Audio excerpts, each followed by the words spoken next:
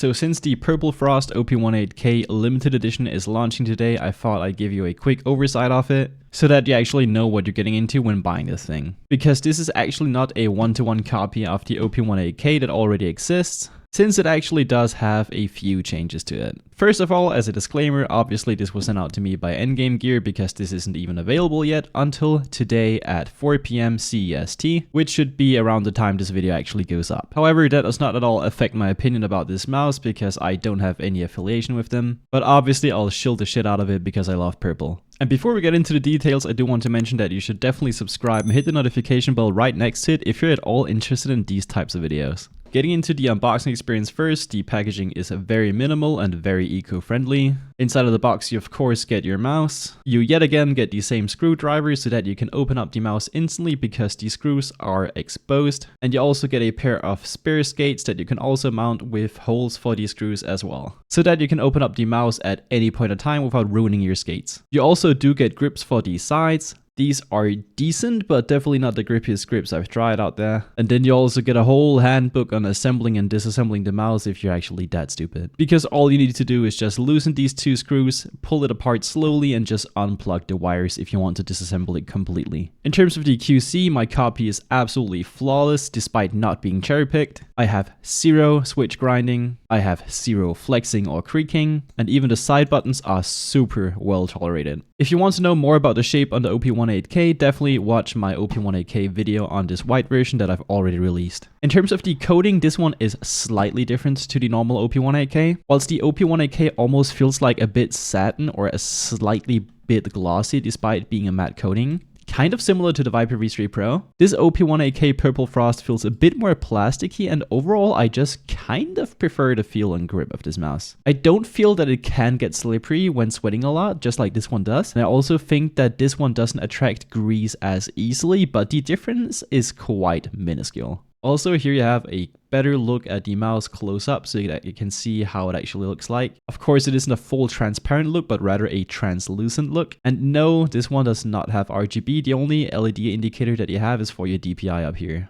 You can definitely see the PCB through it, and I really do love that type of look. In terms of the buttons, these are still the GX switches, which they have developed themselves together with Kale. However, these are now 5 grams of force lighter, which means that these switches are now binned between 50 and 55 grams of force instead of the 55 to 60 grams of force over here on the normal OP1 Me personally, I don't care for that change because I already found these to be perfectly fine. However, I didn't misclick with these anyway, so they're definitely a tiny bit more spammable and just really nice to play with. If you want to know more about the GX speed mode, yet again watch the video that I've already done, because that is the main gimmick of these switches that they have in here. These skates are still the absolute same stock skates that are dyed white skates. I'd say 95% of all people would not see a need to swap these out. Now, to the performance of this thing. It spots the same MCU, but it spots a different sensor. Whilst the OP1 over here usually ships with a 3395, this one now comes with the 3950 sensor. Now, does that increase the performance of the mouse? No. As stated by Endgame themselves, the performance remains the exact same. However, you are now able to use motion sync at 8K. Is that a benefit? No, it's just personal preference if you actually want that. Some people are easily able to notice the difference, especially when playing with really high hertz monitors. However, I would argue that motion sync at 8K simply does not matter. Please do not make a purchase decision only because of that factor that the mouse has a different sensor. Only buy this thing if you really care about the shape and you think that it would suit you well, and you also really like the aesthetics of the mouse. And also if you're interested in just having a mouse at around 70 euros that just has it all. In terms of the wire, this is still the same wire as the normal OP1 which in my personal opinion is the best stock cable out there.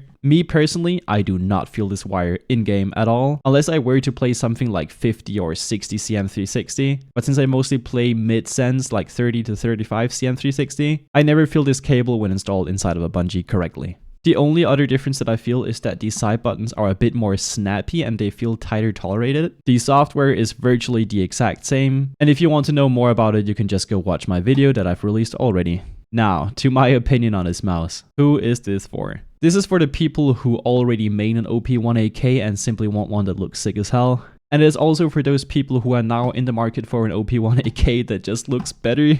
And yet again, if you want to know if you actually do like the shape on this thing, definitely go check out my video that I have released already on the OP1 8K, which will be linked up here and also down in the description below. And that is really all I have to say, because it is just a new limited edition color variant with some very slight changes. Obviously, I have been loving my time with this thing because it is one of my favorite shapes of all time. And I really do feel that a wired, really well saturated 2K and even 4K polling rate signal feels much better than a wireless implementation, especially when using it on a 480Hz OLED monitor that I am using right now. It feels phenomenal. If you've never really been able to feel a difference between lower polling rates and higher polling rates, even on a high hertz monitor, because you've only tried it on wireless mice so far, I can definitely recommend you this thing if you're at all interested in this type of shape. But yeah, that's about it for this video. I really do appreciate them catering to the community with these types of colors that we ask for, and I really do think that they're able to pull off a really premium looking frosted look without it looking like a cheap toy, which it often does with these translucent type of looks,